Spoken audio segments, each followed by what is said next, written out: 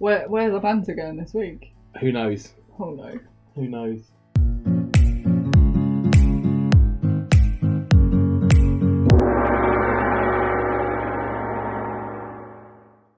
Anyway, welcome to Faith and, our Christian podcast where we chat about God and life for and with young people. Hope you enjoy what we do. I am Andy. This is Ruth. And as always, we are here to explore a little bit about God, a little bit about life, how the two come together. And as always, we'll begin with just a little catch-up. Yeah. You know. Now, you'll realise Friends do. by the clothes we're wearing, this is like episode 3 that we're recording. Well, we're still matching. You know. So we're running out of things to talk about. We're not going to lie. Yeah, because we don't have interesting lives at the moment because we're still kind of in lockdown and we're not really doing much. You know, and we tried to introduce special guests, but Ruth doesn't like them. So you'll have seen the King last week. We do have a pirate that could appear at some stage, but he won't this week.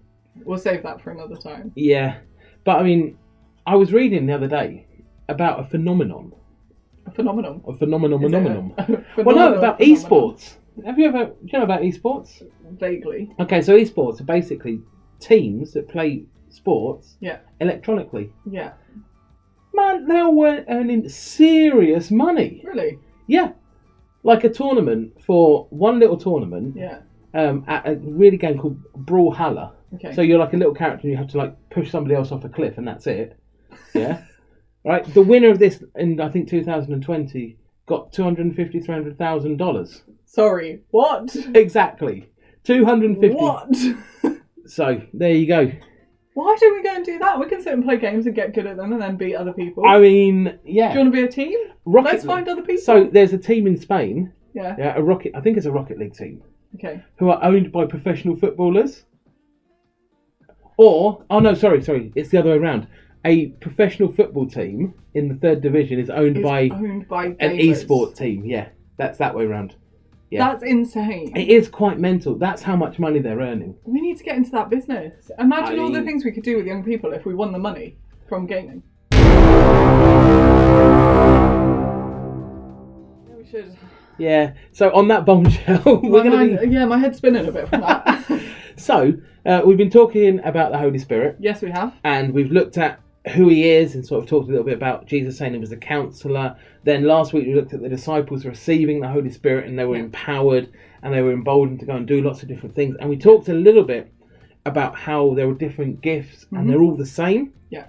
And this week, I think we're going to come on to talking a little bit about how we know the Holy Spirit is at work in our lives. Yeah.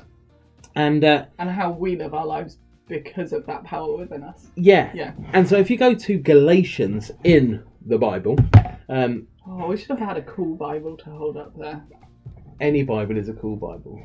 Some look cooler than others. Yeah, but... Any Bible is Yeah, fine. any Bible's fine. Sorry. She's just being like this. She's in one of those moods. It's true. But anyway. Very tired. Anyway, so in Galatians 5, Yep. we get a list at the end of something that's called the fruit of the Spirit. And if you go on YouTube, you can find lots of cheesy songs that say, the fruit of the Spirit is not a coconut. The fruit of the Spirit is not a coconut. Things like this. Because the fruit of the Spirit isn't a coconut. It's not a coconut. Okay? And there are 9 of them. And Ruth's going to read them out because she forgets them. I do forget them. And I'm going to count with my fingers. So, the fruit of the Spirit is love, joy, peace, patience, kindness, goodness, faithfulness, gentleness, and self-control. There you go. 9. Not 8, not 7, as we've had this discussion. And I read the list once and I read 8. And we counted to 8 and we went, no, that's not right. So there are 9 of them. Yeah. Basically, these are fruit. These are ways of things and evidences that you can see the Spirit is working in your life. This is like the good stuff that is growing because of what's going on. It's like we're the tree and that's the fruit that's there, the goodness that's coming out of our lives. You know, and so it's basically saying when you've got the Spirit working in your life, you should see more love. Now that's not romantic, boyfriend, girlfriend love, but it's love for the world, love for each other, love for your friends, you know, just love for God. Yeah. And things like that. The same with joy, it's that happiness. And that doesn't mean you're happy all the time. No. You know, but it's that underlying joy that actually, Yeah. life is okay. Yeah. You know.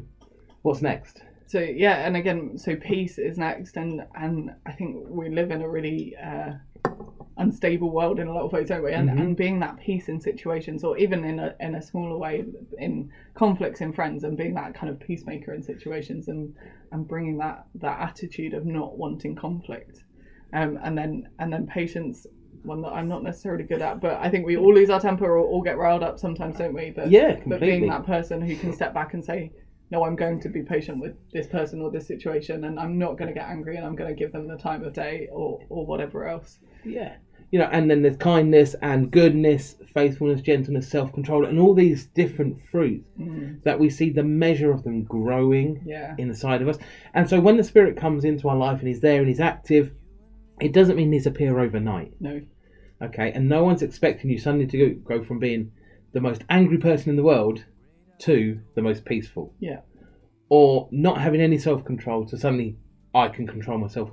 No one's expecting that. What they're expecting is that you're walking towards, and gradually that fruit grows. So I always look at it like we have an apple tree in our back garden. Yeah. And there aren't apples on it all year round. Yeah. There are times when the apples aren't there. Yeah.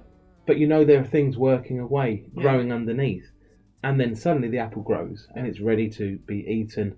And it's that type of process, I think. I think it's good to look back at this list sometimes, and kind of remember what the gifts of the Spirit are, the fruits of the Spirit, sorry, and go, what's missing in my life? What do I need more of? Because we can ask the Holy Spirit for more.